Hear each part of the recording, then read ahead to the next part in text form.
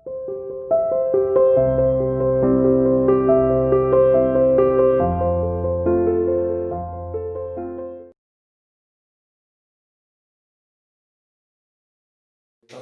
To online class of CR international school. बेटा हम लोग चैप्टर नंबर क्वाड्रिलेटरल्स और आपके 4 क्वेश्चन तक हो गए थे। अब नेक्स्ट क्वेश्चन देखो। Show that if the diagonals of a quadrilateral are equal and bisect each other at right angle then it is square. यानी आपको क्वाड्रिलेटरल गिवन है, ठीक है, और आपको उसको स्क्वायर प्रूव करना है। तो हमने स्क्वायर प्रूव करना है तो स्क्वायर ही बना लेंगे हम।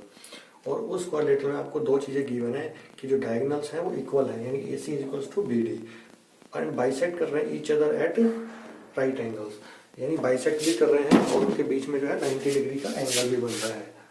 यानी ये D O is equals to O B और A O is equals to O C, ठीक है, ये बाइसेक्ट भी कर रहे हैं।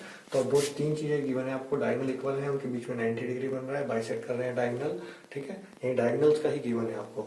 और आपको इसको स्क्वायर प्रूव करना है। अब स्क्वायर प्रूव करना है तो आप देखो एक क्वाड्रिलेटरल, यानी सबसे टॉप पे, अगर मैंने आपको उसमें बताया था चार्ट में, टॉप पे सबसे पहले क्वाड्रिलेटरल की ही बात कर रहा है, उसने क्वाड्रिलेटरल ही गिवन दिया है।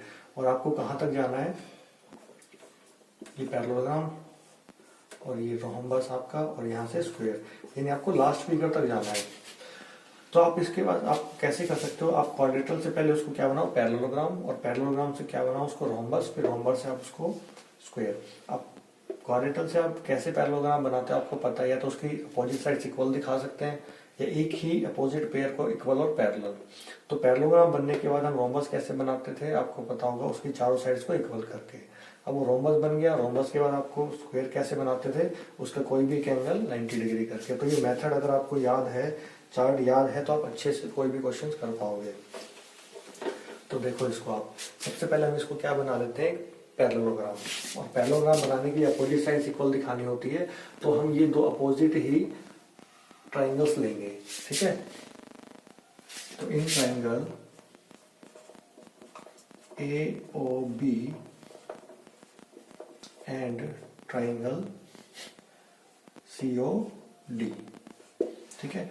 अब इसमें जो डायगोनल बाइसेक्ट कर रहे हैं, यानी O D is equals to O B है, O D is equals to O B, और ऐसे ही दूसरा डायगोनल भी एक दूसरे को बाइसेक्ट कर रहा है, तो ओ ए इज इक्वल्स टू ओ सी। और इन दोनों को आप कह सकते हो 90-90, या फिर वर्टिकली अपोजिट एंगल भी है। Angle A O B is equals to angle D O C, each 90, each 90, या वर्टिकली अपोजिट एंगल आप कुछ भी बोल सकते हो, दोनों वर्टिकली भी हैं। और ये आपको गिवन है क्योंकि डायगोनल बाइसेक्ट कर रहे हैं। तो बाय कौन सी कॉन्ग्रुएंसी लगी आपकी, by S A S, side angle side congruency, triangle कौन सी, A O B congruent triangle C O D. अब by C P C T हम कह सकते हैं कि जो ए बी है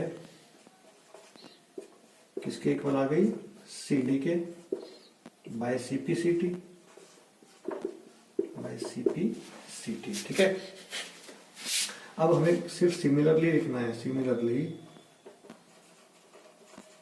अगर हम ये 2 ट्राइंगल लेते हैं, ये वाली साथ, ये वाली सामने वाली, तो हमारे पास A D is equals to B C आता। तो A D is equals to B C similarly लिखना है आपको, ठीक है। अब जब किसी भी क्वाड्रिलेटरल में अपोजिट साइड्स इक्वल होती है, फ्रॉम इसको फर्स्ट और इसको सेकेंड, ठीक है, अपोजिट साइड्स इक्वल आ गई, तो हम कह सकते हैं a quadrilateral in which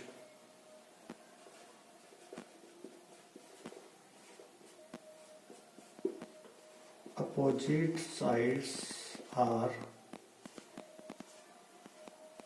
equal,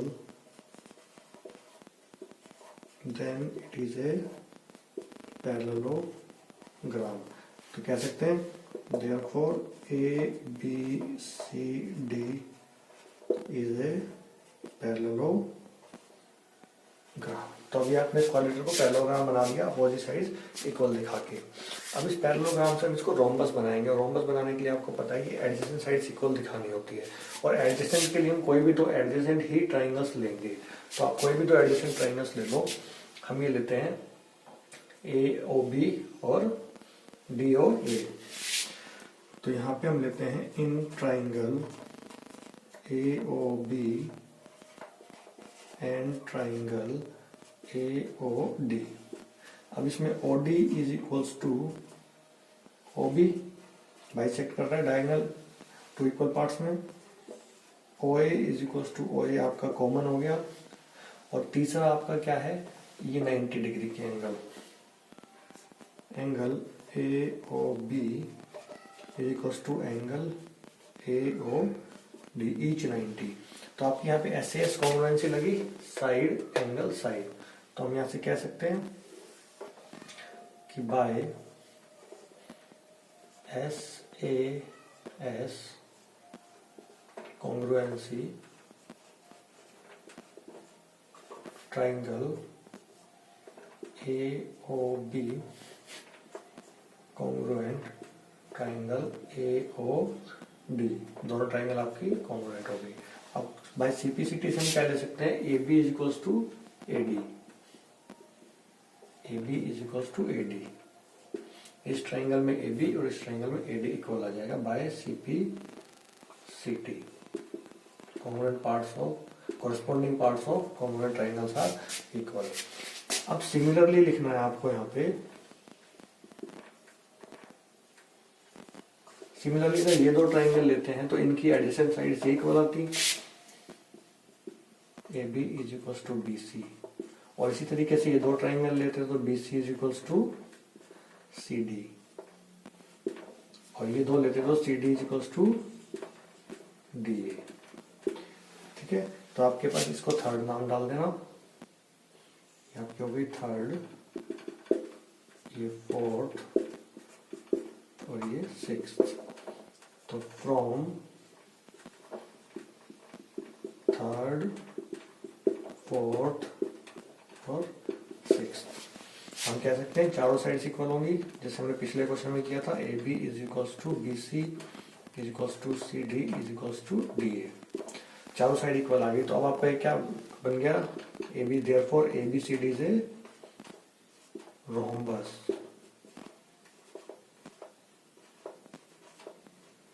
ठीक है, हमने पहले उसको पैरेललोग्राम बनाया ABCD को, उसके अपोजिट साइड इक्वल लाके, और फिर हमने उसके एडजेसेंट साइड इक्वल लाके क्या बना दिया, उसको रोम्बस बना दिया। अब रोम्बस से हमें कहा जाना स्क्वायर पे। अब याद करो रोम्बस से स्क्वायर कैसे बनाते रहे, हम कोई भी एक एंगल 90 डिग्री का लेकर के, तो हम कोई एक एंगल, ये एंगल हम 90 डिग्री दिखा देंगे, और इसके लिए हम दो ट्राइंगल लेते हैं कॉन्ग्रुएंट के लिए।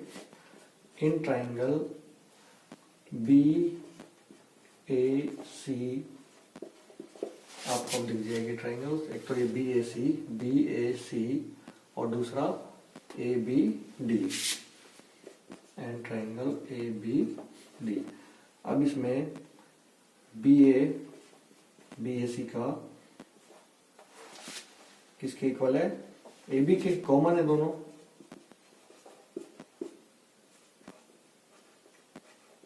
दोनों कॉमन है, और अपोजिट साइड इक्वल होती है, तो ये AD और BC इक्वल हो गए, AD और BC इक्वल आ जाएंगे आपके पास। और आपको एक चीज और गिवन है कि उसके डायगोनल्स इक्वल है, तो AB जो BAC ट्राइंगल है उसमें जो AC डायगोनल है वो किसके इक्वल आ जाएगा, BD के।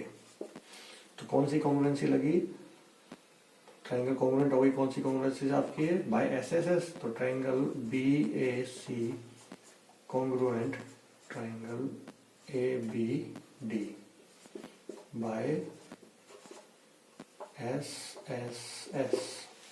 ठीक है, अब जब दो ट्राइंगल कॉन्ग्रुएंट हो गए तो इनके जो ये दो एंगल है कॉरेस्पॉन्डिंग, ये दोनों इक्वल हो जाएंगे आपके पास।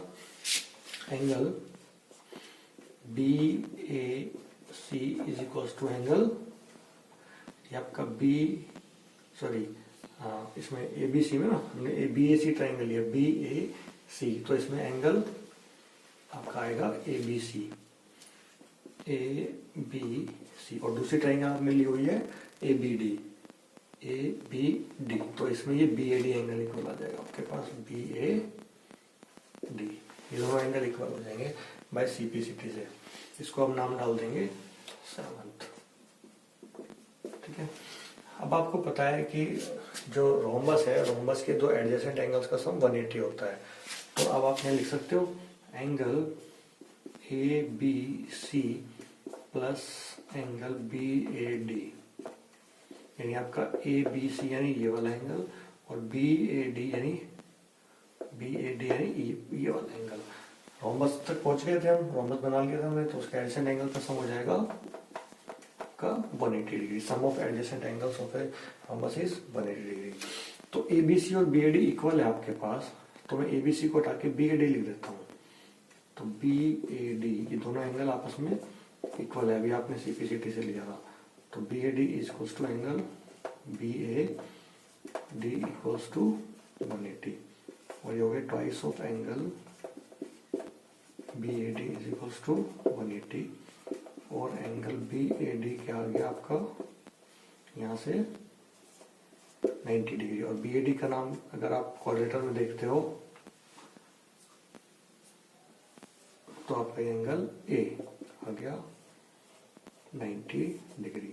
अब रोम्बस तक पहुंचने के बाद हमें उसको स्क्वायर बनाना था, और स्क्वायर बनाने के लिए हमें क्या होता है कि उसका कोई भी एक एंगल 90 डिग्री कर दोगे तो वो स्क्वायर बन जाता है। तो आप यहाँ लिख सकते हो therefore A B C D is a square. ठीक है, कौन सी अकॉर्डिंग, एक तो ये इसको स्टार नाम डाल दो और इसको 8th नाम डाल दो चाहे तो आप लिख सकते हो फ्रॉम स्टार वाली इक्वेशन जो है एंड जो 8th इक्वेशन है, उन दोनों में all sides are equal and one angle is 90, तो उसको हम बोलते हैं क्वाड्रेटर को स्क्वायर। तो आपका स्क्वायर हो गया। ठीक है, नेक्स्ट क्वेश्चन है कि डायगोनल जो है पैरेललोग्राम गिवन है ए बी सी डी, उसका जो डायगोनल ए सी है वो एंगल ए को बाइसेक्ट कर रहा है। तो हमें दिखाना है कि वो जो सी एंगल है उसको भी बाइसेक्ट करेगा। और सेकंड पार्ट है इसका ए बी सी डी है रोम्बस, फिर हमें उसको रोम्बस प्रूव करना है। ठीक है, तो कैसे करेंगे देखो आप।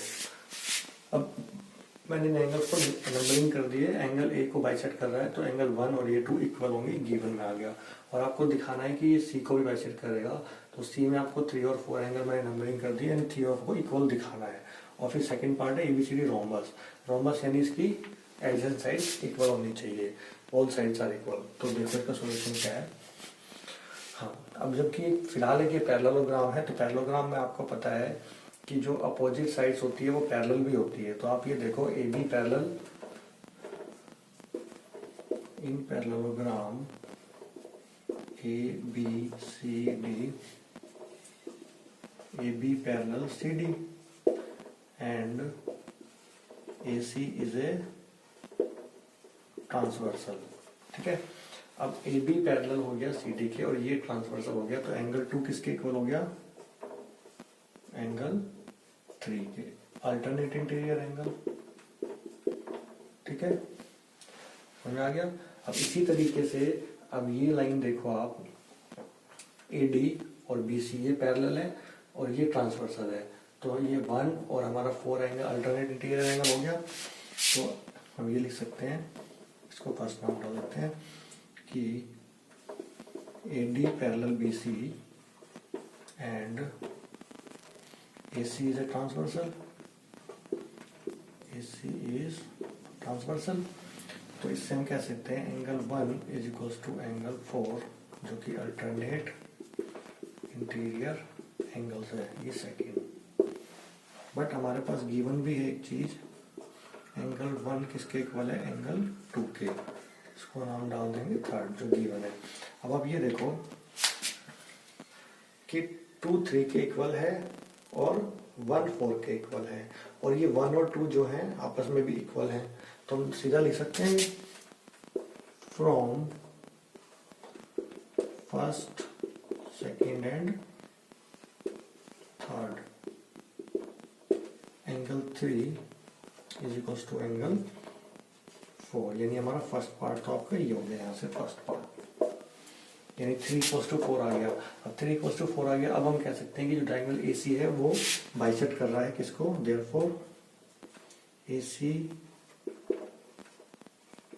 Bisects angle C। ठीक है, ये फर्स्ट पार्ट हो गया आपका। अब सेकंड पार्ट में क्या दिखाना है आपको, ABCD से रोम्बस। अभी पैरेललोग्राम तो है ही, अपोजिट साइड इक्वल है, बट हमें ये एडजेसेंट साइड से अगर इक्वल दिखा देते हैं तो ये क्या बन जाएगा हमारे लिए, रोम्बस। ठीक है, तो एडजेसेंट साइड मतलब अगर आप ये AB और DC को इक्वल दिखा देते हो तो ये क्या बन जाएगा आपका, एक रोम्बस। अब इस सिचुएशन पर ध्यान दो, ये आपकी जो 2 और 3 है, हमें 1 और 3 को इक्वल लेके आना है। तो इस इक्वेशन में देखो 2 एंगल किसके इक्वल है, 3 के, और 1 किसके इक्वल है, 4 के, और 1 और 2, इन 3 इक्वेशन से ही आपका ये सॉल्व हो जाएगा। आप यहाँ देखो 2 एंगल 3 के इक्वल है आपका, angle 2 is equal to angle 3 के इक्वल है, जो कि अल्टरनेट है फ्रॉम कौन सी इक्वेशन से लिया हमने, ये फर्स्ट। ठीक है, अब यहाँ से 2 equal to alternate interior angle थे। अब 2 भी किसके इक्वल है आपका, देखो जो गिवन है 1 के, तो हम 2 की वैल्यू को रिप्लेस कर दे 1 से, 1 और एंगल यहाँ 3। ठीक है, कहाँ से लाए हम इसको, फ्रॉम गिवन था तो फ्रॉम थर्ड, या आप सीधा लिख सकते हो इक्वेशन में लिख के, एंगल 1 किसके इक्वल था, एंगल 2 के, इसलिए हमने 2 की जो वैल्यू है उसको रिप्लेस कर दिया 1 से। ठीक है, हाँ, अब इसको नाम डाल देते हैं फोर्थ इक्वेशन। अब इस ट्राइंगल पे ध्यान दो, ADC, इन ट्राइंगल ADC, इसमें आपने एक थ्योरम पढ़ी थी, इसमें 2 एंगल इक्वल आते हैं किसी ट्राइंगल में, तो उनके अपोजिट साइड इक्वल होती है। तो हम कह सकते हैं एंगल 1 के अपोजिट है DC और 3 के अपोजिट है AD। क्या थ्योरम थी कि sides opposite to equal angles are equal, sides opposite to equal angles are equal, यानी वो साइड्स इक्वल होंगे जो इक्वल एंगल्स के अपोजिट है। तो DC is equals to AD आ गया आपके पास। अब सिमिलरली आप कह सकते हो अगर ये ट्राइंगल लेते हैं तो ऐसे 2 4 के इक्वल आ जाएगा, और AB किसके इक्वल आ जाएगा, BC के। ठीक है, अब आप देखो अपोजिट साइड्स तो इक्वल होती है और आपने एडजेसेंट भी इक्वल दिखा दी है, तो फ्रॉम इसको हमने 5th नाम डाल देना है और इसको 6th, from 5th and 6th adjacent sides equal आ गई है। तो हम कह सकते हैं AB is equals to BC is equals to CD is equals to DA। पहले से ही ये पैरेललोग्राम तो था ही, और एडिशन साइड इक्वल होने से उसकी चारों साइड इक्वल हो गई आपकी। तो therefore ABCD is a rhombus. ठीक है बेटा, अब इस क्वेश्चंस की प्रैक्टिस करना है आपको अच्छे से।